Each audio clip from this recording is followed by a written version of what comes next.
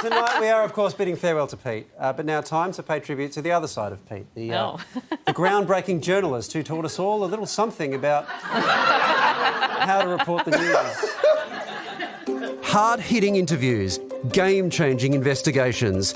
Pete Helliar watched them all and then did this. Bringing pigs back from the dead has eluded some of our greatest minds. However, no wild panthers have ever been captured alive. This is the untold story those Santa fat cats don't want you to know. In his 10 years on the project desk, Pete poured his blood, sweat and other mysterious bodily fluids into the pursuit of everything from fast food felonies. A Macca's order, presumably intended for this car, ends up in this car. How is this even possible?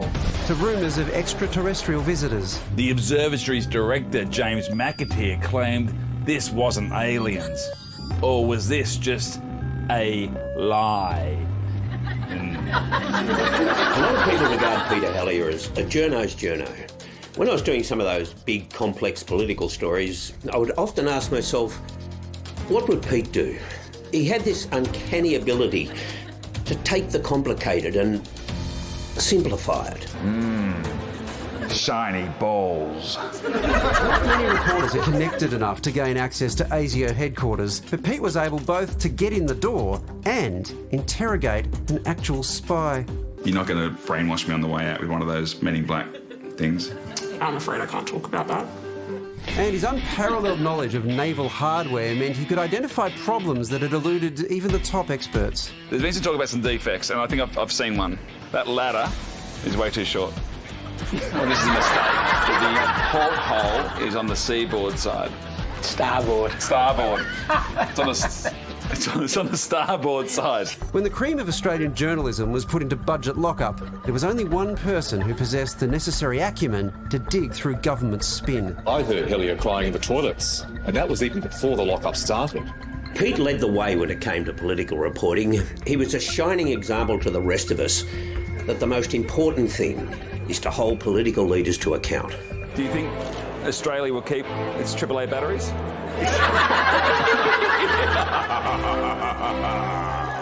Overnight, the press pack zeroed in on the big question. What was Bill Shorten's favourite lettuce? Yeah, we need to know, Bill. Because I need you to start talking. When the country's prime ministers came on the show, it was Pete who would hold their feet to the fire. Who's your AFL team? When you became Prime Minister, I'm sure you were expecting people to become obsessed with you, maybe even the occasional stalker. Were you expecting that stalker to be Fat Man Scoot? Well, there's an election next year. Yeah. First half of next year. First half? Yes. Give us a date. March? Feb? It won't be any later than the end of May. There's your headline right there. Back for a day, you already got the headline, right? Everyone in Canberra was terrified of a Peter Helliar grilling. His razor-sharp wit, his penetrating analysis, the fine exposition of that Cartesian logic, scintillating repartee, governments would rise and fall based on a single interview with Helliar. That's why in Canberra, the bottom line is this: the secret is out. The project was always known in the halls of power as the gates of Helliar. To his peers, he's the Walkley Award-winning journalist adjacent Newshound who changed the game forever. To Aussie viewers, he's the most trusted name in journalism and one whose impact can never be overestimated. This is one mystery whose bottom we may never get to.